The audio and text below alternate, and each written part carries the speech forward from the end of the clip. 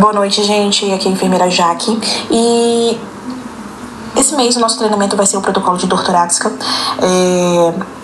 Vou fazer um vídeo passando os slides, conversando com vocês. Vai ser como é sempre nos treinamentos, uma conversa entre a gente, e vocês podem ficar à vontade para estar me mandando suas dúvidas, questionamentos, me perguntando e tudo mais. Por que eu estou fazendo o vídeo?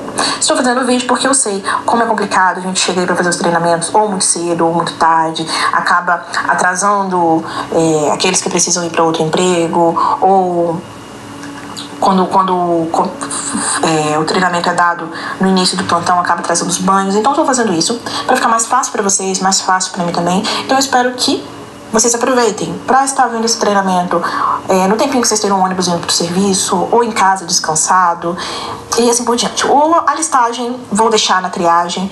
Por favor, gente, assinem a listagem que vocês receberam no treinamento, tá bom? E é isso, vamos começar. Protocolo de dor torácica. Aí aqui na capa eu já coloquei para vocês pulseira laranja, eletrocardiograma e acesso venoso periférico, que é importantíssimo. Vamos lá. Dor torácica, qual a definição? A dor torácica nada mais é do que um sintoma que é muito comum de múltiplas causas. Pode ser cardíacas, pulmonares, digestivas, musculoesqueléticas, mas a que focaremos hoje é a síndrome coronariana aguda, tá bom? E o que seria a síndrome coronariana aguda? Mais especificamente o IAM com supra em ST. O infarto. O que é um infarto? O infarto, ele nada mais é do que um processo de morte das células do coração. É um processo de necrose isquêmica causada pela oclusão do suprimento arterial. Então, após a interrupção do fluxo sanguíneo, a gente vai ter a redução dos níveis de CO2 e o nosso coração ele vai começar a realizar um metabolismo anaeróbico, com liberação de lactato, redução de pH, e esses fatores, esse metabolismo, já com esse déficit, vai causar uma alteração na bomba de sódio e potássio, nessa troca que a gente tem intracelular e intercelular, que vai fazer com que haja a liberação de enzimas que vão determinar a propagação do dano tecidual.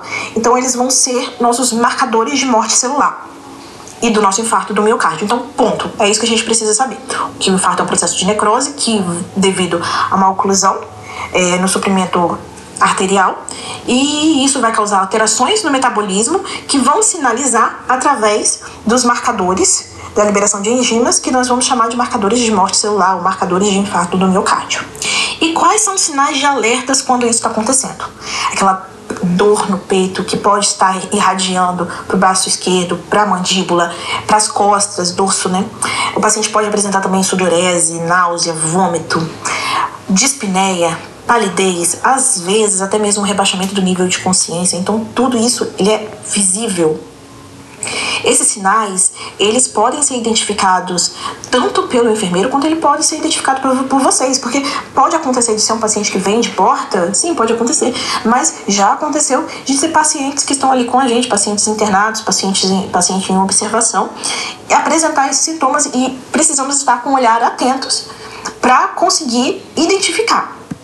Então, qual é o protocolo para a gente abrir o protocolo de dor torácica, né, que tem que ser feito em 10 minutos, pelo menos, e são sinais e sintomas que a gente já viu desse desconforto, dessa dor. Se o paciente ele já tem um alto risco de cardiovascular, se ele já tem critérios, paciente obeso, paciente com histórico de IAM, só o desconforto torácico já basta como um sintoma. O paciente não está sentindo nada, mas a gente teve alteração do eletrocardiograma também, um ponto para estar abrindo o protocolo de dor torácica. Paciente que está instável, tudo isso que na verdade é um conjunto de fatores, tá, gente? Nunca é isolado, é sempre um conjunto de fatores. Então, quais são os passos iniciais? O que a gente faz nesse primeiro momento? Identificamos que o paciente, através do eletrocardiograma, através dos sinais dele, apresenta um IAM com supra em ST, né?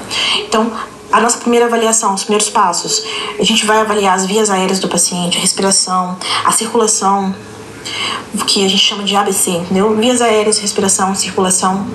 Vamos também monitorizar o paciente de forma contínua, para que a gente consiga verificar com frequência esses parâmetros. Precisamos também de um acesso venoso periférico calibroso. Coletaremos os exames, troponina, KMB. E o eletrocardiograma ele vai ser repetido de 10 em 10 minutos ou conforme solicitação do médico. Então vamos começar pelo eletrocardiograma. O que devemos fazer, como devemos fazer? Primeiro ponto, a gente tem que entender por que o eletrocardiograma ele é tão importante. Porque ele vai detectar precocemente os sinais de isquemia ou de infarto no paciente. Então, no primeiro momento a gente vai chegar, vai confirmar se aquele é o paciente correto, a identificação correta do paciente. Vamos explicar o procedimento para o paciente. Olha, estamos realizando agora um eletrocardiograma no senhor, tá bom? Pra gente ver como é que seu coraçãozinho tá, como é que ele tá funcionando. Colocar o paciente na posição decúbito dorsal, tirar todos os anéis, cordões, se estiver com o celular também pedir para o paciente retirar, sapato.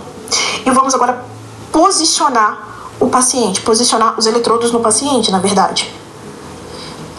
Então vamos lá. O V1, normalmente aquele vermelhinho, mas não vamos pelas cores, colocamos a identificação nos eletrodos, tá? Então vamos seguir o número, tá bem fácil de seguir. O V1 ele vai ser ali, ó, no quarto espaço intercostal, tá bom? Ali na bordinha do externo, abaixo da subclave. Então, abaixo da subclave a gente vai contar o quarto espaço intercostal ali na bordinha do external. Vamos começar pelo lado direito. No lado esquerdo, a gente vem com o V2. Ele vai estar na mesma direção que o V1, só que do lado esquerdo. V3, ele vai estar abaixo, entre o V2 e o V4. O V4 ele vai estar no quinto espaço intercostal, rente à linha M clavicular, tá bom? Rente à linhazinha ali do mamilo, tá? Abaixo, lateralizando, V5 na linha axilar anterior, no nível de V4. Então, sempre olhando ali, ó, vocês podem observar pelo desenho que a gente vai fazendo o contorno do seio do paciente. V6 na linha axilar média no nível de V4. Então, o que a gente tem diferente? O V1 do lado direito, no quarto espaço intercostal, V2 na mesma direção, só que do lado esquerdo. Depois a gente vai colocar V4. Por quê? Porque o V4 vai no quinto espaço intercostal. Depois a gente coloca V3, porque vai ficar entre V2 e V4. Coloquei V3.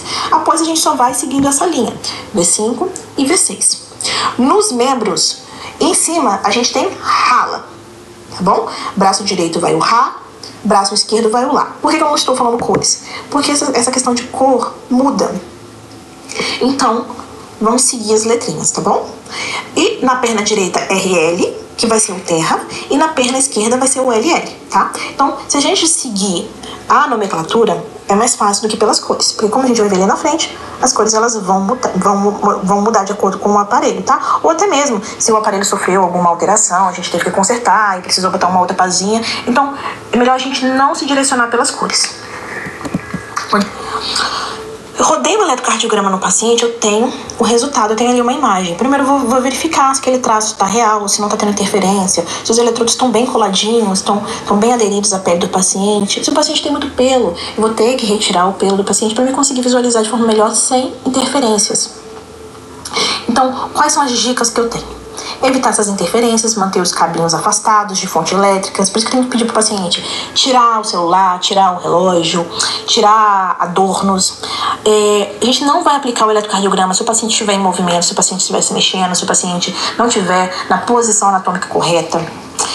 Vamos registrar no sistema que foi feito esse eletrocardiograma, isso é muito importante. E vamos entregar uma cópia para a equipe médica. Então, sempre fazer 2 cópias. Uma a gente grampeia ali e o outro a gente entrega para o paciente e para o médico.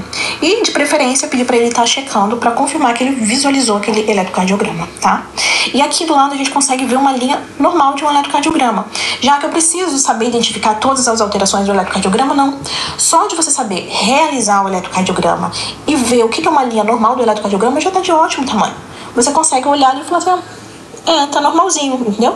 E só de você saber realizar o eletrocardiograma, olhar para ele e saber que aquela alteração que tá ali é uma interferência porque de um movimento ou porque de algum outro objeto que está ao lado do paciente, isso já é um grande ponto, isso já é mais que suficiente.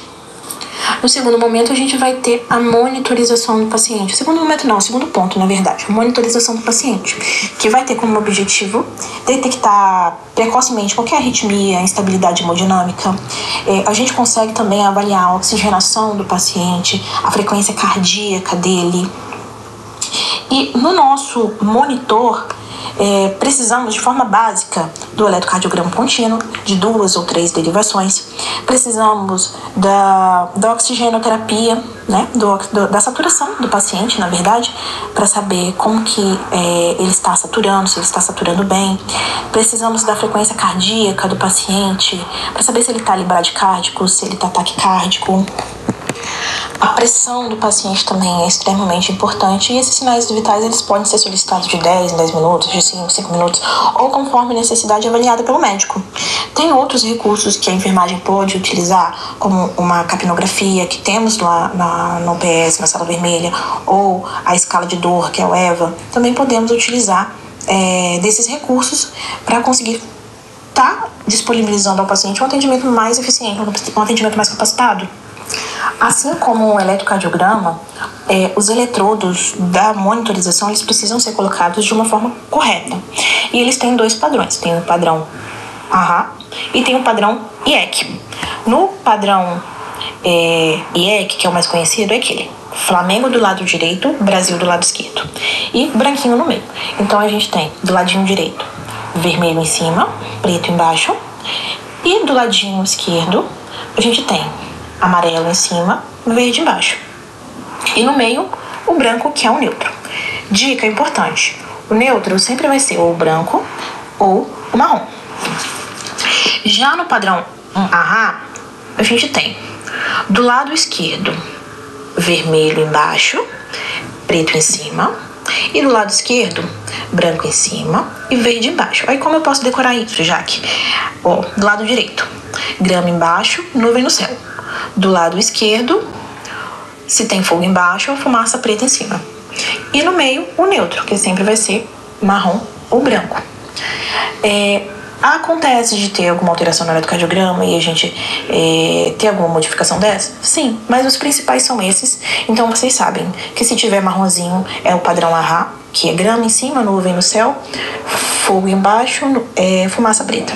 E se for o padrão IEC, se tiver o branquinho e não tiver o marrom, vocês sabem que é Brasil do lado esquerdo e Flamengo do lado direito. Ok? Terceiro ponto que é muito importante, termos um acesso venoso calibroso, de preferência nos membros superiores, como ali na fossa cubital ou antecubital, com abocate de 20 ou 18.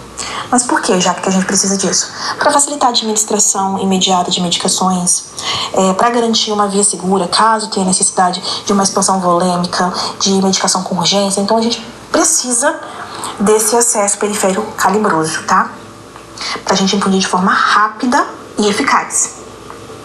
Lembrando que é de extrema importância, tudo isso está muito bem identificado, tudo isso está muito bem evoluído. Cada passo é importante a evolução. É uma forma de, além de provar que foi feito de forma correta, de vocês se resguardarem, é uma segurança.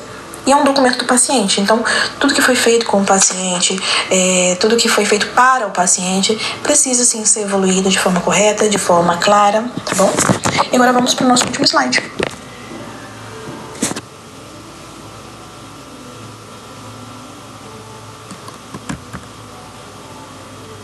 Essa parte aqui, esse último slide vai ser mais voltado para os enfermeiros, mas isso não significa que vocês não precisem ver. Pelo contrário, eu acredito que é muito importante, até porque é uma complementação do trabalho, então a gente sempre precisa da ajuda de vocês, do cuidado de vocês, do trabalho em equipe, então é muito importante que todo mundo saiba essas etapas, desde a SAI até a implementação dos cuidados, até o manuseio do paciente que está apresentando um IAM com supra em ST. E então, a gente foi alertado que chegou um paciente com uma dor torácica pela recepção. O atendimento desse paciente, ele precisa ser rápido, ele precisa ser em pelo menos em 10 minutos, entendeu?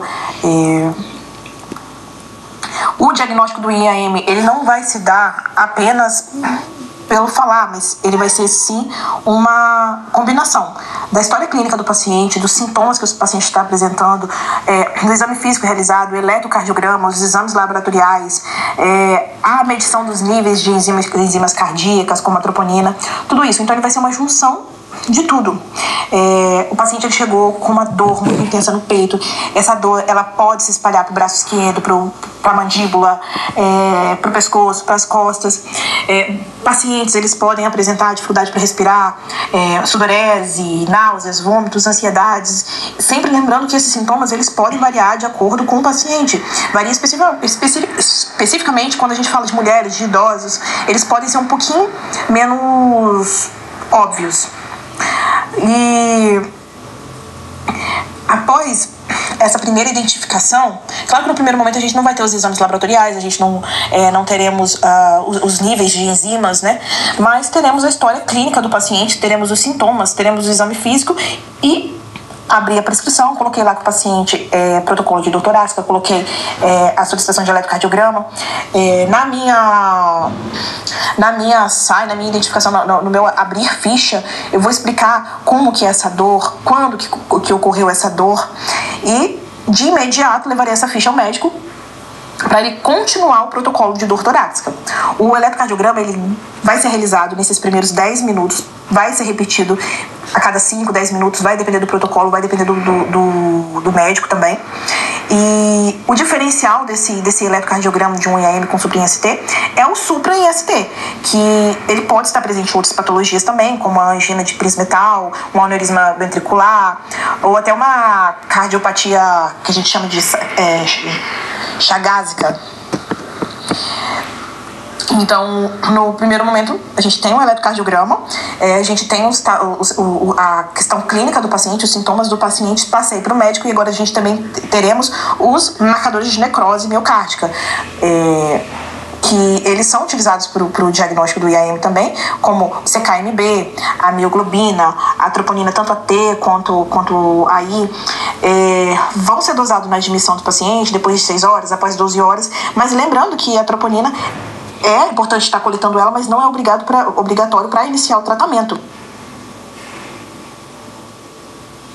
Então, o tratamento para o IAM com supra-IST ele deve ser o mais precoce possível, seguindo os passos, que é uma anamnese direcionada, o exame físico, a monitorização do paciente, o eletrocardiograma com 12 derivações que, em caso de suspeita de IAM na parede inferior, pode ser que solicitem outras derivações, como V3R, V4R, V7, V8. É muito importante, pelo menos o enfermeiro ter conhecimento disso, para ele conseguir orientar a equipe, para ele conseguir direcionar a equipe. Os exames laboratoriais, como já foi falado, a troponina, CKMB, eletrólitos, hemogramas, função renal, função hepática.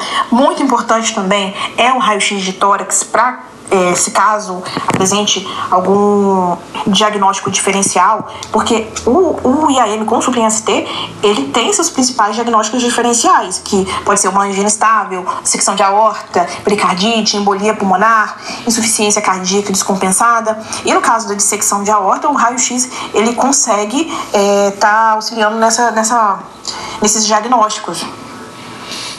Após isso, a gente já tem o conhecimento do enfermeiro que está ali na triagem sobre esse paciente, a gente tem também o conhecimento do médico sobre esse paciente. O paciente está monitorizado, a equipe técnica também tem conhecimento desse paciente. O que a gente precisa? Ele tem necessidade de oxigênio? Caso ele tenha, se colocar máscara, 100% de O2 na máscara. Se for colocar catéter entre 2 e 4 litros. O paciente está com dor, sinaliza ao médico. Esse vai prescrever, pode prescrever, aliás, uma morfina intravenosa, que vai ser buscada na farmácia pelo enfermeiro. Pode também estar prescrevendo o nitrato, é claro que sempre levando em considerações as suas contraindicações, uma bradicardia, uma hipotensão, um infarto de ventrículo direito. Observar também se foi solicitado beta-bloqueadores como metoprolol, se tem algum antiplaquetário como a S. foi solicitado o clopidogrel, e as dosagens, gente, a gente não precisa saber. É interessante a gente ter conhecimento? Sim, é interessante ter esse conhecimento, mas a gente não precisa saber da dosagem, entendeu? A gente precisa ter o conhecimento básico para caso aconteça uma falha no processo, a gente saber que precisa daquilo, a gente tinha necessidade de ter aquilo, e a gente pode comunicar, a gente pode auxiliar o nosso colega de profissão. Se foi solicitado também um anticoagulante, entendeu? Como a enoxaparina, e após isso, o paciente com IAM com supra em ST, ele tem de 60 a 90 minutos para começar uma terapia de reperfusão, que seria encaminhar o paciente para a hemodinâmica, para estar fazendo o CAT, para estar fazendo uma angioplastia primária, né? É ideal que ela seja realizada até 90 minutos após o primeiro contato com o médico, e se caso não for possível estar realizando a angioplastia, pode ser realizada uma terapia que a gente chama ela de fibronolítica, que pode ser realizada, é recomendado até 120 minutos a partir do contato com o médico. E após a reperfusão, a gente envia esse paciente para a UCO. Antes de ir para a hemodinâmica, temos o nosso caderno de protocolo para estar preenchendo, para estar levando o paciente. Vamos passar o quadro daquele paciente, de preferência passar até mesmo para a UCO já, após a hemodinâmica ele já consegue ser encaminhado para a UCO. Mas pode acontecer dele voltar para a gente? Sim, pode acontecer. Se ele voltar, a gente tem que lembrar de observar algumas coisas. A dupla antiagregação, o AS mais clopidogrel, se o paciente está com uma anticoagulação, uma heparina. O monitoramento do paciente ele vai ser contínuo nas próximas 24 horas a 48 horas, e um controle rigoroso de PA, de frequência cardíaca, de dor, de função renal, de sinais de complicações como arritmia, choque. Tudo isso é de extrema importância. E depende não só do médico, não depende não só do enfermeiro, não depende só do técnico, mas é um trabalho multidisciplinar. Então é isso, galera. Eu tentei ser o mais sucinta possível, tentei fazer de forma leve, simples, rápida, para conseguirmos compreender e entender um pouco mais. E eu espero que nos próximos eventos, que nos próximos pacientes com IAM com supra em ST ou qualquer outra síndrome coronariana, consigamos atender de forma mais eficiente, de forma mais eficaz.